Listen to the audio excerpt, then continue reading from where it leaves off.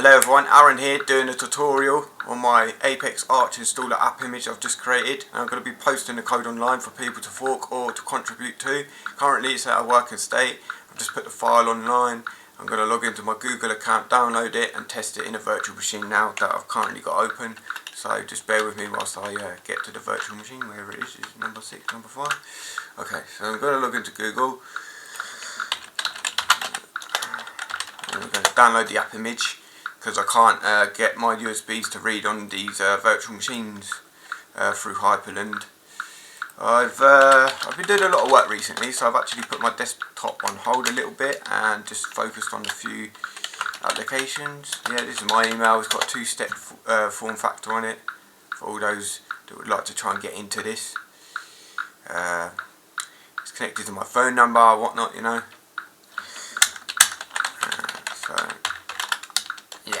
I don't mind. My email is my email. You want to email me, you probably won't get a reply back, I'll be honest with you. I don't really check my emails that often. Anyway, so we've got loads and loads and loads of stuff all on my Google Drive that's backed up.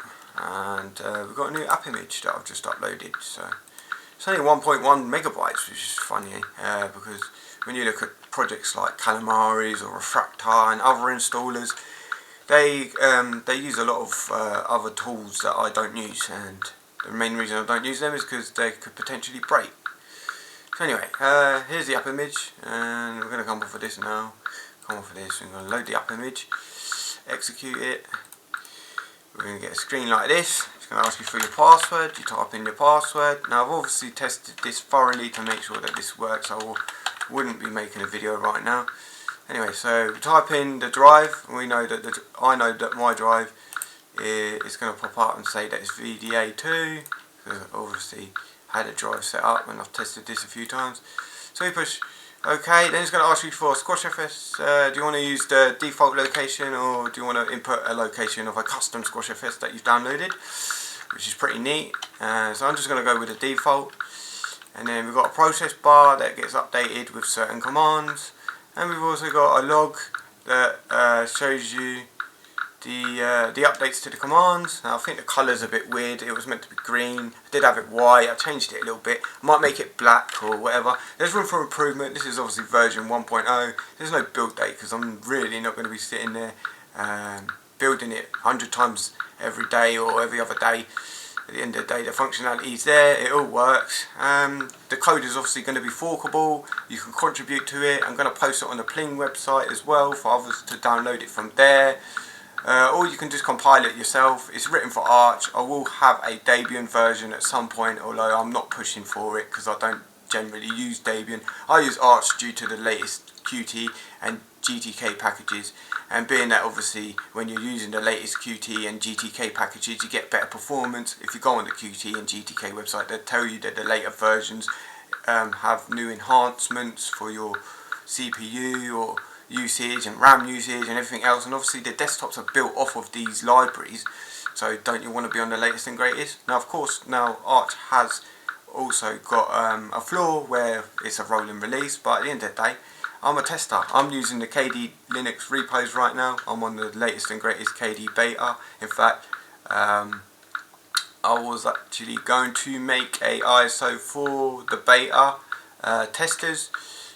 This is the ISO that I just made the other day and published onto SourceForge. So this is just installing now. I've tested it thoroughly. I know it works. That's why I've uploaded it. So we're installing it anyway.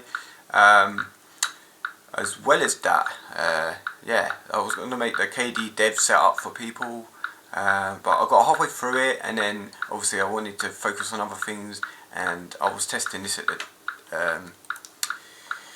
a point, and well, that's what's led me to remove it. So I removed it, and I finally got this working. I was trying to do it for 2 weeks on off, and I just couldn't get the sudo password to read to the application. And now look at today we've got a AppImage. So when it's finished, you've got 3 options, and you can select any of these options. You can chroot and download any packages. You can reboot, or you can just simply exit. I'm going to go for a reboot. I know it's all finished, and the system will simply just reboot within a few seconds. It might take about 3-4 seconds. I do need to focus on the commands to unmount the things properly. You can actually look at the code and see where I could make it better if you want to contribute. But for the most part, this works anyway. Everything works. We've just installed the system and we're just booting in. So that's my tutorial for today. I'm going to be posting on my I'm going to be posting this on my GitHub as well. Sorry, it's quite early. It's actually this time in the UK, and I've had good fun making this. So